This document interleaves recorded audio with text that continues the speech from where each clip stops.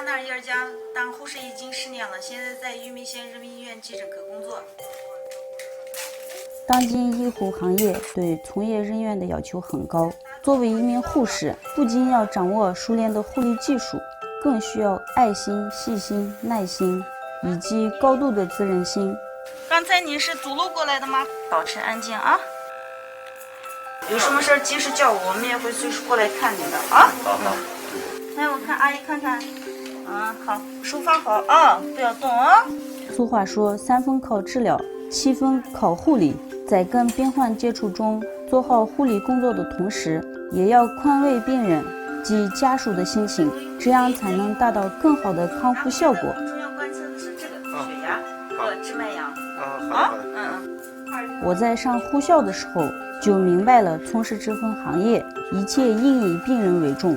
所以虽然工作很忙，但是我对自己的选择无怨无悔。多按一会儿啊。好，给你换个药啊。这个他有高血压嘛，不是？然后他可以在我们门诊可以报销慢性病的。忙完一天，回到家里看到孩子的那一刻，所有的辛苦都会被孩子的一个笑容一扫而空。我的小女儿8个月了，儿子已经有了当哥哥的样子，对妹妹可好了。